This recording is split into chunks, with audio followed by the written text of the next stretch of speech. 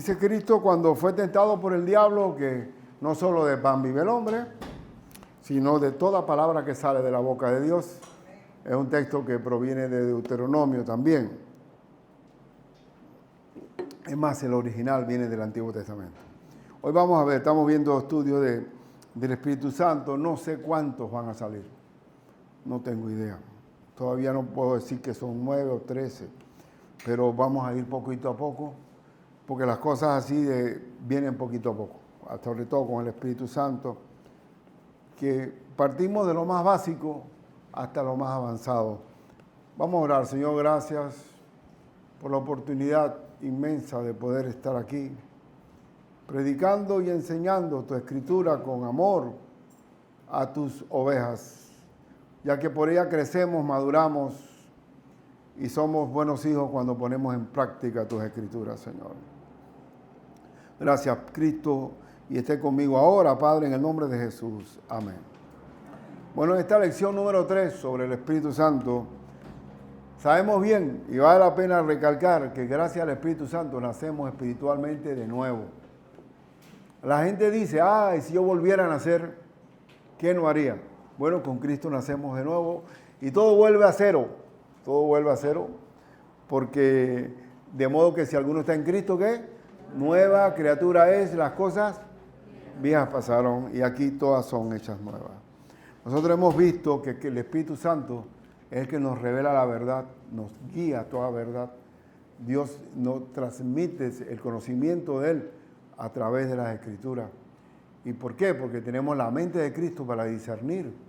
Pero el hombre natural no puede discernir las cosas que son del Espíritu, porque solamente se pueden discernir espiritualmente. Y para discernirla espiritualmente tiene que nacer de nuevo. También hemos visto que en la semana pasada que el Espíritu Santo nos convence de pecado. Usted no convierte a nadie. El que convence de pecado cuando llevamos el Evangelio es el mismo Espíritu Santo. El Espíritu Santo convence de pecado, de justicia y de juicio. Aleluya. ¿Por qué? Porque el que penetra el corazón de un hombre solamente es el Señor a través de su Espíritu. Y hoy vamos a ver el nuevo nacimiento, la obra del nuevo nacimiento. La obra que convierte, el Espíritu Santo es el que convierte a los pecadores en hijos de Dios. Yo soy Ricardo, pues yo no soy Ricardo, ya nací de nuevo. ¿Se acuerdan? Hay un hombre de Dios que se llamaba San Agustín, pero en su vida vieja era muy mujeriego. Tenía una colección de mujeres y Agustín llegó a los pies de Cristo. Y ya cuando va por un pueblo caminando y se le acerca a una de aquellas amantes que tuvo, Agustín, y él huyendo de una forma, y la mujer detrás, y hasta que se para, sí, yo soy Agustín, pero no soy Agustín. Ahora es otro el que ha nacido de nuevo, porque no hay forma en que nosotros podamos vencer la esclavitud del pecado si no es a través de Cristo. ¿Cómo vamos a hacer con un ladrón para que no sea ladrón? ¿Qué hace un hombre para que el ladrón no sea ladrón? Bueno, hace unas cárceles, ¿verdad? Hace las cárceles y usted para que no moleste y no le robe a más nadie se mete ahí 5 años o 7. A un homicida, ahí 20 años si es agravado el delito. Y usted se sienta ahí, se cierra ahí para que no moleste a la sociedad. Pero cuando sale ese ladrón o ese homicida, sale con un doctorado en maldad, porque va perfeccionando su maldad.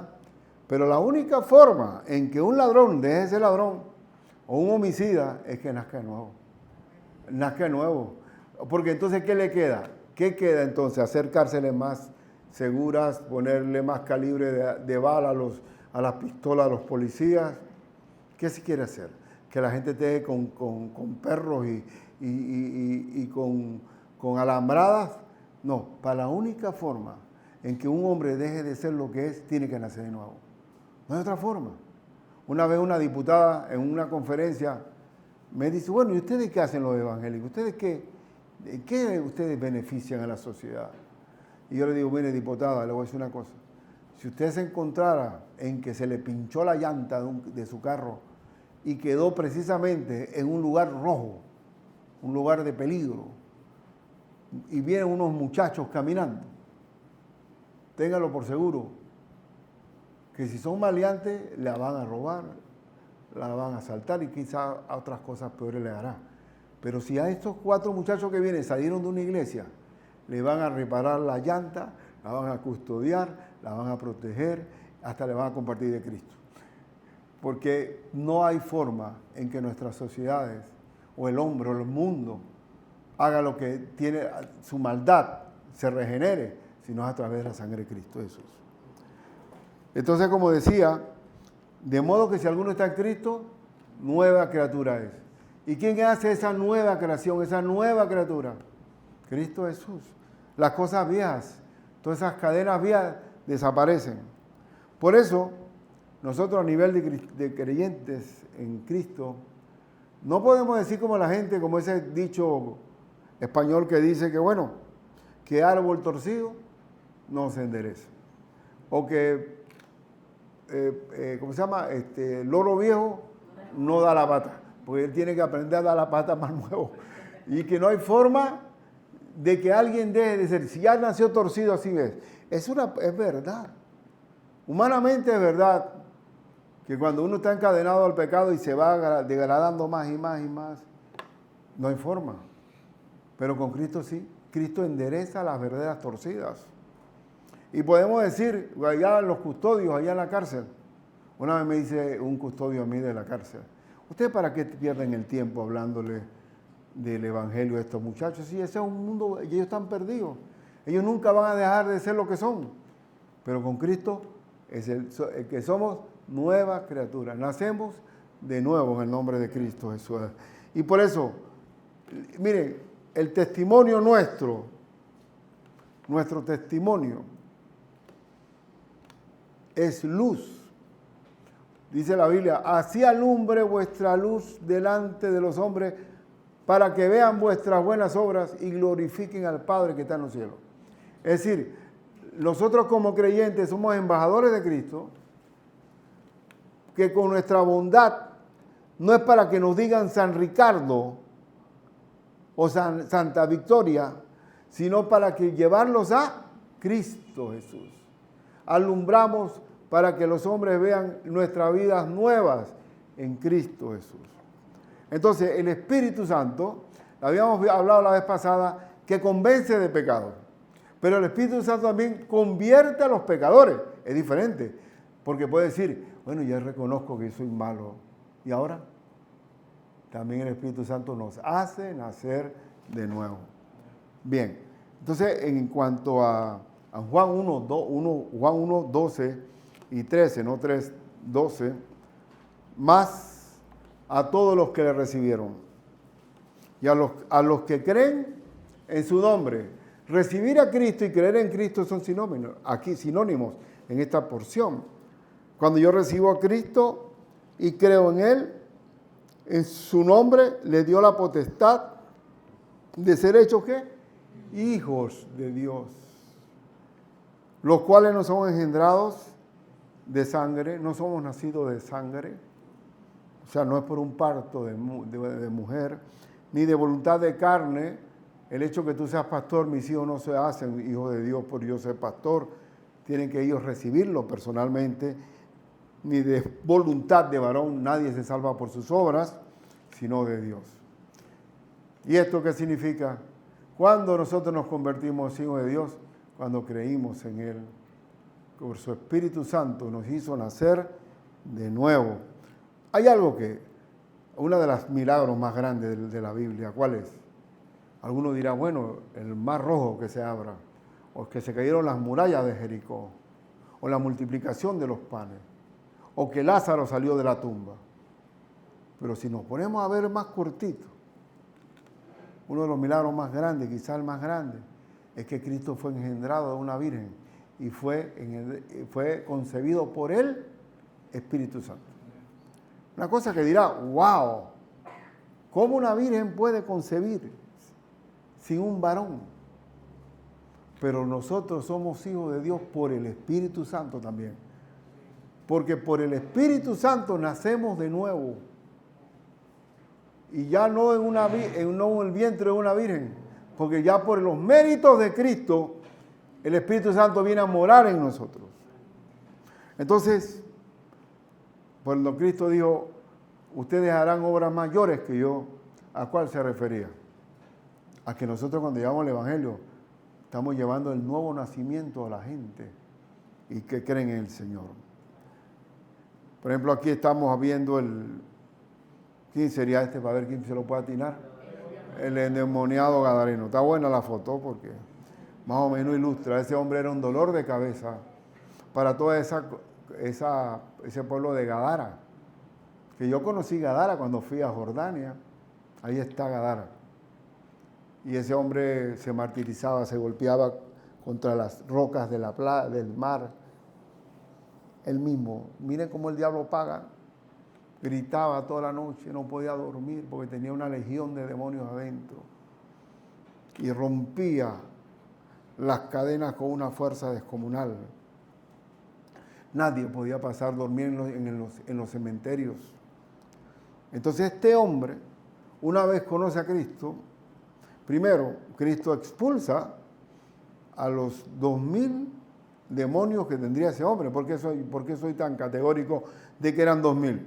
Porque hubo 2000 cerdos que se precipitaron en el mar.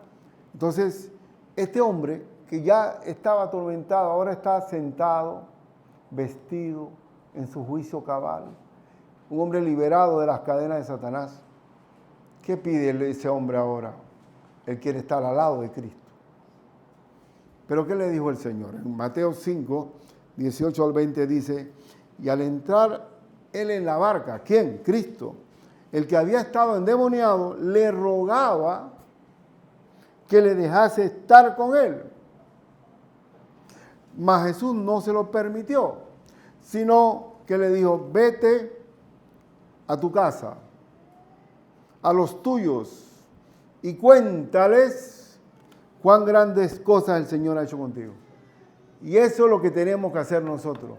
Dios nos libera de la maldad, de nuestro modo de vida pecaminoso, carnal y diabólico, para convertirnos ¿en qué? En testigos de Cristo. Cuéntales a los tuyos cuán grandes cosas ha hecho el Señor contigo. Dígame si no ha hecho Dios grandes cosas con nosotros. ¿Quién puede decir un amén fuerte ahí? Amén. De verdad que así ha sido. Nosotros podemos hablar de lo que es testimonio. El testimonio es mi vida, cómo vivíamos antes de Cristo, cuando conocimos a Cristo y nuestra vida después de Cristo. Cuando nosotros leemos ahí en Hechos, pero recibiréis poder cuando haya venido sobre vosotros, ¿quién? El Espíritu Santo, y me seréis, ¿qué? Testigos. ¿Qué somos? Testigos. En todo Jerusalén, en Judea, en Samaria, hasta lo último de la tierra. Pero nosotros somos testigos de que ha habido una vida cambiada después del nuevo nacimiento. Esa vida cambiada es la que nos habla. Yo fui así.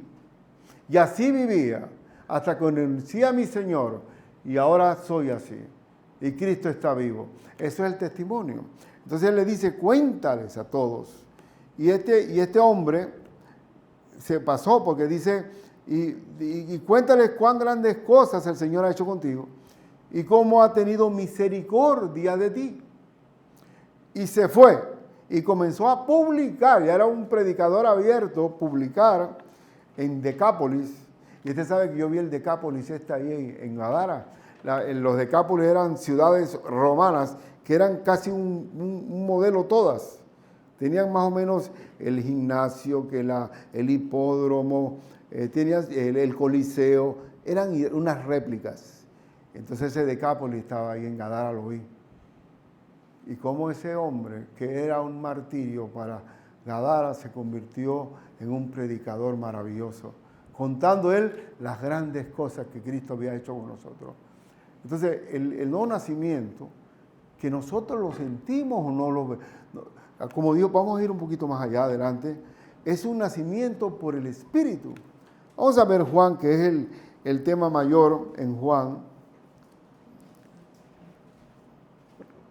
3, dice, había un hombre de los fariseos, es la secta más puntillosa y legalista que había, que se llamaba Nicodemo, un principal entre los judíos, es decir, que ocupaba un cargo de relevancia. Este vino a Jesús de noche. Se nota que va de noche porque dentro de todo no quería reconocer a Cristo como una persona especial espiritualmente, porque ya ellos los que estaban rechazando, ya lo rechazaban, vino de noche.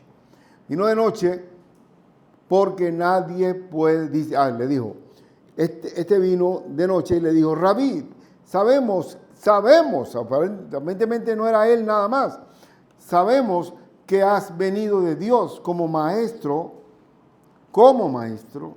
pero Cristo vino como Mesías, vino como el Hijo de Dios, como maestro, porque nadie puede hacer estas señales que tú haces si no está Dios con él. Muy bien, correcto.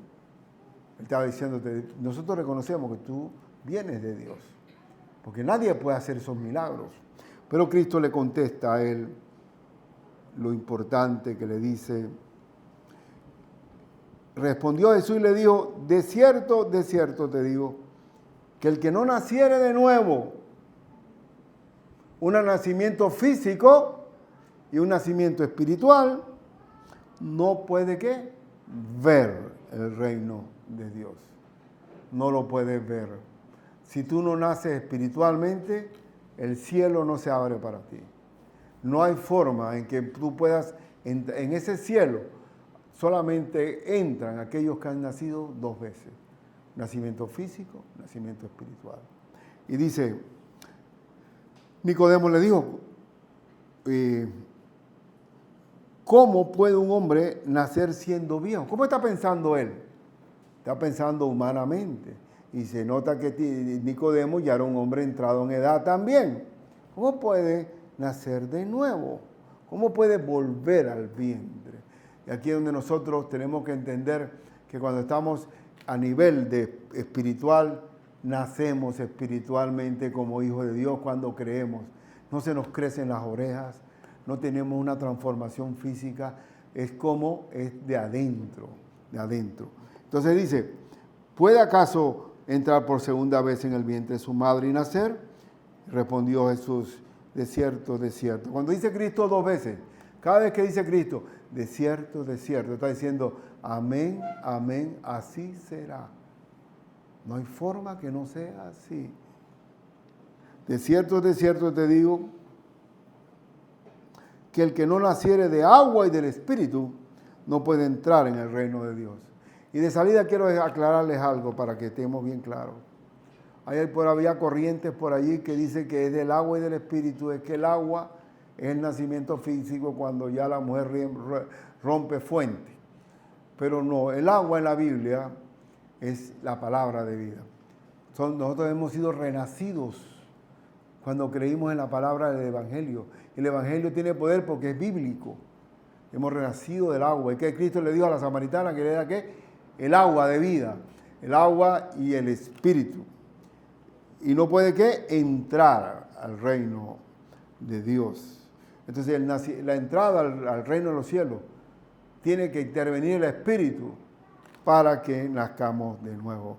En el versículo 6, lo que es nacido de la carne, ahora sí, lo que es nacido físicamente, lo que es nacido de la carne, ¿qué es? Carne es. Lo que es nacido del Espíritu, Espíritu es. No te maravilles de lo que te dije, o sea, es necesario nacer de nuevo. Nacer de nuevo. Y es verdad, es así. Es así. No hay forma de tener conexión y vínculo con Cristo si no nacemos espiritualmente. Dice, y aquí viene esta parte, él comienza a explicar el viento, Cristo, el viento sopla de donde quiere y oye su sonido, mas ni sabe ni de dónde viene ni de dónde va. Así es todo aquel que es nacido del Espíritu. El nacimiento espiritual no es algo que, es algo que uno lo siente. Oye su sonido del viento. Es como cuando uno prende un radio y uno puede tocar y por dónde le entra esa voz al radio. Por dónde y cómo llega, tú agarras un celular y hablas con Estados Unidos o España, desde aquí. Si el hombre, una vez cuando estuve en Cuba, que le digo, mira hermano, yo no sé, usted está perdido en cuanto a tecnología, pero ahora mismo ese avión que está pasando allá arriba, si tiene un fax y yo tengo otro fax y hay una señal, en ese tiempo el fax, imagínate tú, que eso ya pasó, Allá en la emisora hicimos una limpieza de equipo y había un fax. Digo, llévamelo para la casa. Nunca lo pude usar, nunca. Entonces, el hombre ha hecho maravillas. Que ¿cómo es posible que nosotros podemos escuchar un radio cuando Dios nos oye espiritualmente, cuando reconocemos a Cristo como nuestro Salvador? Y cuando viene el Espíritu Santo a nosotros, yo no sé, pero para mí fue maravilloso ese día, que la paz de Dios que sobrepasa todo entendimiento. Cuando Cristo dijo, la paz os dejo, mi paz os doy, yo no la doy como el mundo la da. No se turbe vuestro corazón ni tenga miedo, porque ahora tienen un papá. Ahora tenemos una oración directa con el Padre y nadie puede ser huérfano ahora. Nacimos de nuevo. Pero tienen que ver, no nos crecen las orejas. No hay una transformación externa, es interna del corazón. Nacimos de nuevo, gloria a Dios. Y cuando nacimos de nuevo, ya el Señor mismo no puede revocar ese nacimiento. Nacimos de nuevo. Entonces, la fe en Jesucristo, vamos a seguir, porque esta es la parte del nuevo nacimiento, está muy bien ejemplificada en Juan 3. Y dice que, y como Moisés levantó la serpiente en el desierto, ¿se acuerdan de Moisés en el desierto con la serpiente de bronce? Que había una multitud de gente que se moría con estas serpientes ardientes. Y Moisés, Dios le manda a hacer un asta con la serpiente, que es el símbolo de la medicina. ¿Pueden conectar eso? Que el símbolo de la medicina es la serpiente de bronce con el asta.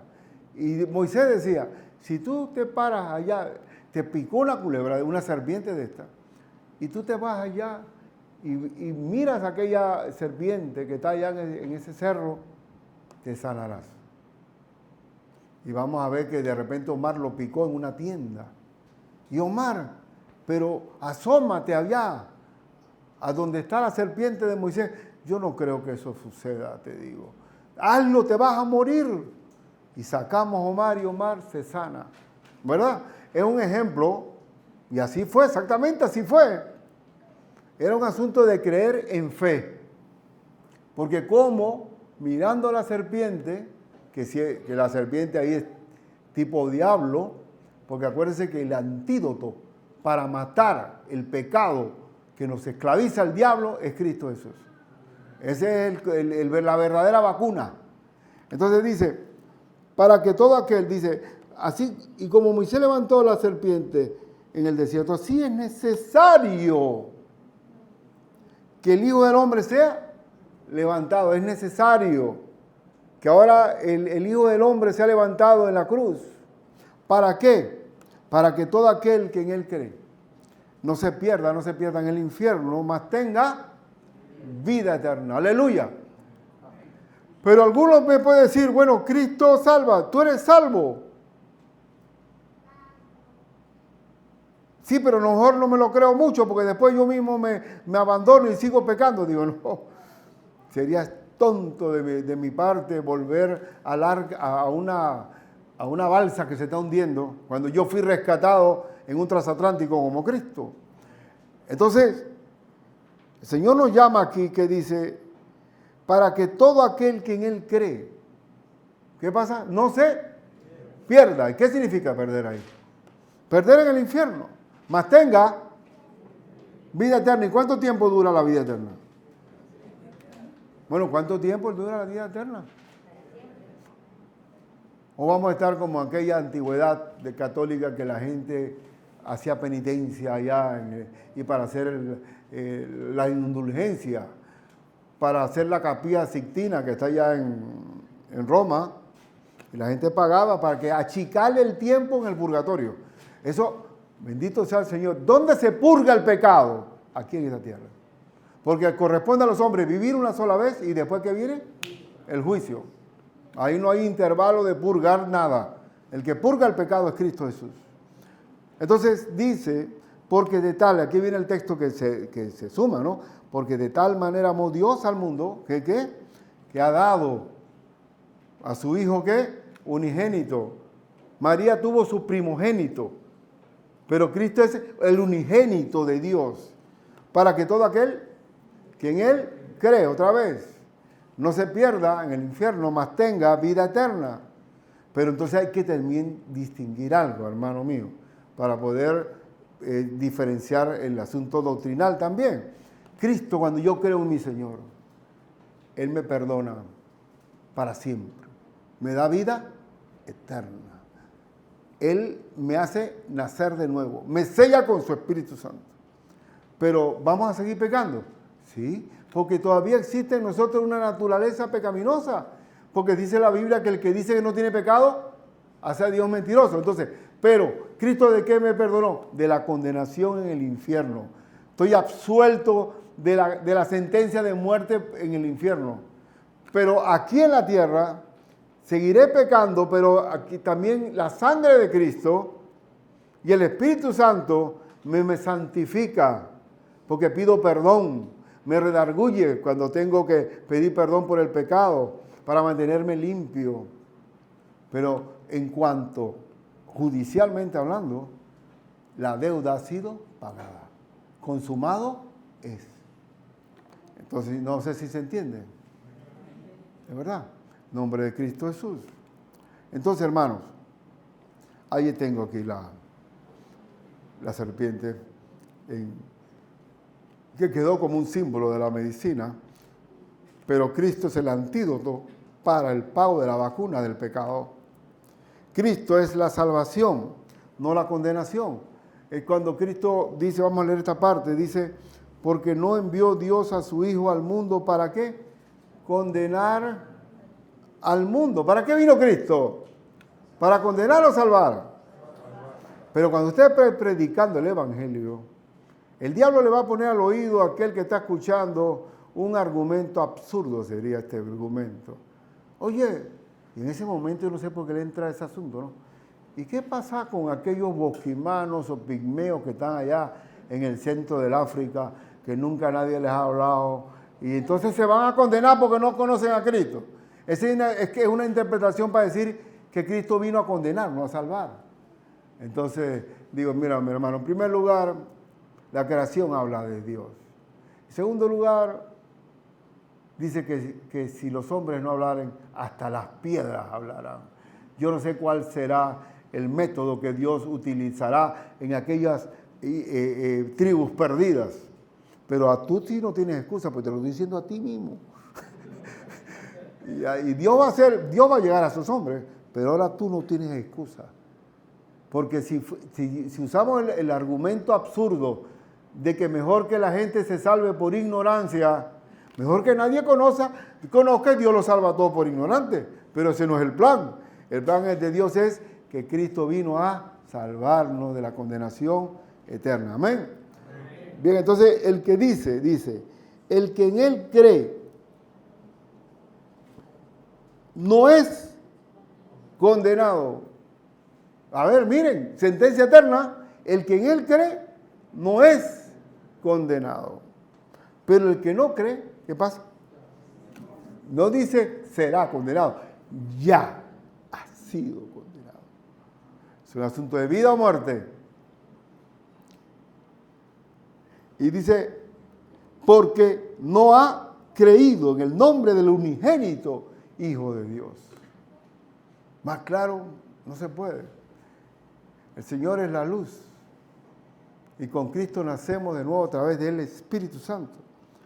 Pero aquí viene el dilema canalla, ¿no? ¿Cuál es el problema? Dice aquí, y esta es la condenación, que la luz vino al mundo, o sea, Cristo, y los hombres, ¿qué?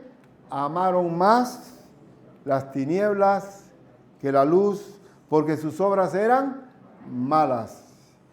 Honestamente, hermano, yo vine a Cristo cuando ya me casé, cuando tenía un hijo y venía el otro, y con un salario bajito y con poca comida en la nevera. Y bueno, mi esposa, gloria a Dios que yo me fajé con más en Cristo, que siempre estuvo en mi casa, y no porque era machista, sino que ella quería ser reina, allí atendiendo a sus hijos, y es lo correcto, ¿sabes? Pero siempre yo sí le dije a mi mujer un día, tú sabes una cosa, tenemos que buscar a Dios. Así de repente, así en la sala. Esto no puede ser que nosotros vivimos aquí un domingo encerrados aquí comiendo espagueti. ¿Qué puede ser eso? Vamos a buscar a Dios. El lunes siguiente entré a la oficina de un hermano en Cristo, que era jefe en ese momento, y le dije, yo quiero conocer a Dios. Entonces, yo fui uno de los pocos peces que se metieron dentro de la red. Y el hombre se quedó ahí, sacó sus leyes espirituales, las 4 leyes espirituales que tenía, o sea, su método de evangelismo, recibí al Señor, me buscó a la casa el domingo siguiente, y yo digo, viene el hombre, yo no pensé que esto era tan, oye, ¿ahora qué le decimos, Katy? ¿Qué vas a hacer? Vámonos con él. Y fuimos, y al otro domingo de nuevo, digo, ¿y ahora? Y usted sabe que el latino es penoso. El latino a veces por no caer, y menos con el jefe. Y bueno, gloria a Dios, porque yo pienso que evangelizar es correcto, es el 5%. Pero hay que regar la planta que es el discipulado, que es el 95%. Y uno debe ser como aquellos amigos del paralítico que lo metieron por el techo. Los paralíticos no querían ir. ¿Por qué lo sé? Porque Cristo dijo, y viendo la fe de ellos, no del paralítico, de ellos, que va, ya, oye, dale, bájalo, ya estoy aquí, ponlo aquí. Y Cristo le dijo, tus pecados te son perdonados. Y yo me imagino que darán, oye, pero nosotros no venimos por los pecados, sino por la sanidad. Pero muchas de las cosas que tenemos nosotros es producto del pecado, de la cosecha del pecado en nuestra vida. Entonces yo pienso, honestamente, hermano, que cuando le compartimos el Cristo a alguien, tienes que empujarlo. Y si te espero, te paso a recoger. ¿Por qué? Porque tiene que ser así, porque hay que trasplantarlo de la selva del mundo al jardín de Dios que es su iglesia. ¿Sí o no? ¿Dónde va a encontrar amistad? ¿Dónde va a encontrar consejo de Dios? ¿Dónde va a encontrar el lavar los pies los unos a los otros? Si no es en la familia de Cristo.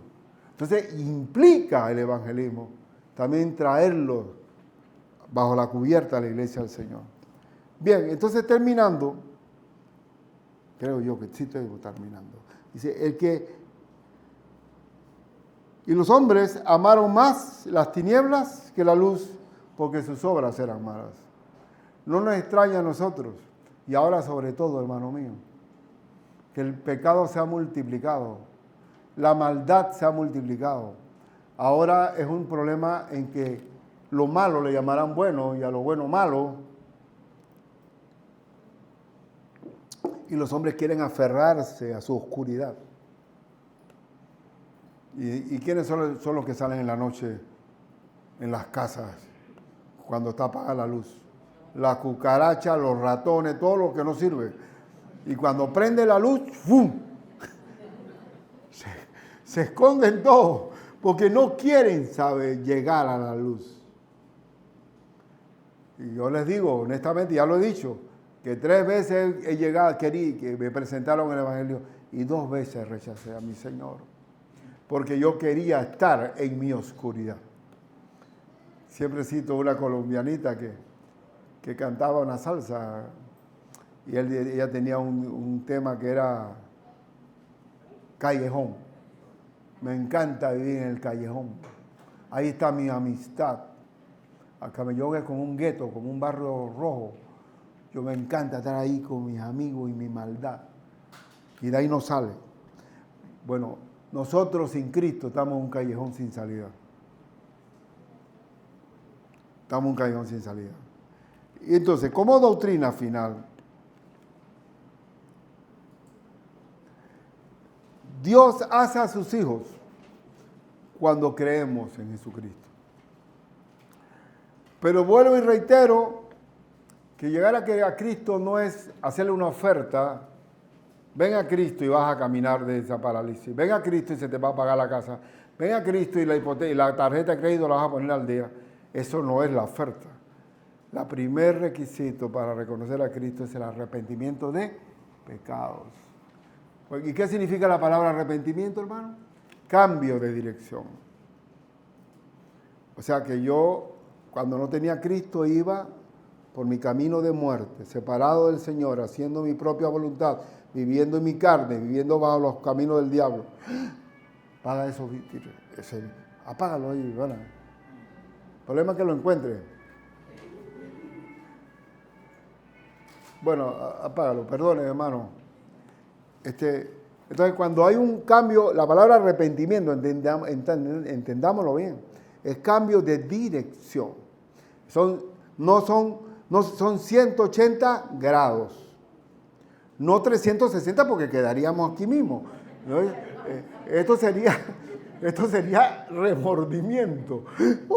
Y me agarraron, es como un niño travieso goloso que lo agarra y se pone pálido porque lo sorprendieron. El remordimiento es ¿a qué?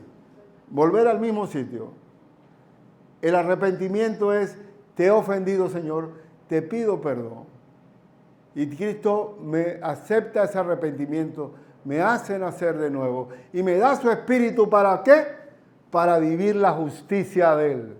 De modo que si alguno está en Cristo, nueva criatura es. Las cosas viejas pasaron y todas son hechas nuevas. ¿O eso no así?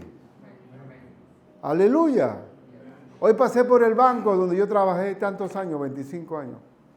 Y me golpeo siempre el timón. ¿Por qué no me fui antes? Porque no hay cosa más grande que servir al Señor. Y termino leyéndoles. Dice en Gálatas 4:7, aquí, a este texto resume la grandeza del nuevo nacimiento. Pero cuando vino el cumplimiento del tiempo, Dios envió a su Hijo nacido de mujer y nacido bajo la ley, para que redimiese, o sea, perdonase a los que estaban bajo la ley, a fin de que recibiésemos, ¿qué? La adopción de hijos. Somos hijos de Dios. Adopción de hijos. Y por cuanto sois hijos, Dios envió a vuestros corazones, ¿qué? El espíritu de su Hijo, que es el que ora por mí, el que me redarguye, el que me enseña la palabra, el cual clama, ¿qué clama? Abba, Padre. Ahora por el Espíritu, pues conecto directo con mi Padre Celestial. Y entre más débiles estamos, más debilitados estamos, más cerca de Dios nos estamos a través de su Espíritu. Por eso que dice que por tanto de buena gana, dice el apóstol Pablo, me gloriaré en mis debilidades para que repose sobre mí el poder de Cristo. Entonces dice, así que ya no eres esclavo. ¿Esclavo de qué? Esclavo del pecado. ¿Usted cree que usted era libre antes? Éramos esclavos. Venimos a ser libres con Cristo y conoceréis la verdad y la verdad os hará libres. No eres esclavo, sino hijo, y si hijo también, heredero de Dios por medio de Cristo. Heredero de Dios, aleluya. Entonces, hermano mío, valoremos que gracias al Espíritu Santo. Ahora yo le pregunto si Dios puede revocar el nacimiento. ¿Usted cree eso? En alguna parte de la Biblia me dice a mí que el hijo ya deja de ser hijo y es echado de la familia. Hay algunos hermanos que lamentablemente no se sienten hijos, se sienten hijastros o el perro de la casa, pero no se sienten hijos. Sienten que el papá los va a echar a la calle en cualquier momento, cuando les falle. Porque de tal manera amó. El amor es lo que mueve a Dios siempre. Aleluya. Bueno, hermanos, vamos a orar dándole gracias a Dios porque lo tenemos, Padre Santo. Gracias, Señor, porque a través de creer en ti hemos nacido dentro de la familia de Dios como tus hijos. Nos has sellado con tu Espíritu Santo para ser santos, Padre Santo, para ser herederos del reino celestial. Señor, que te pongamos por delante siempre esa salvación tan grande, para que tengamos el casco de la salvación en la armadura del soldado, que es la salvación misma. Señor, te ruego pues una bendición por mis hermanos, Pon la mira en las cosas de arriba donde está Cristo sentado a la diestra de Dios. Pon la mira allá. Todo esto acá abajo es pasajero. Señor, ayúdanos a que mis hermanos sean aliviados, que estén cerca de ti, para que tengan una vida llena de gozo, de plenitud. En el nombre de Cristo Jesús. Amén.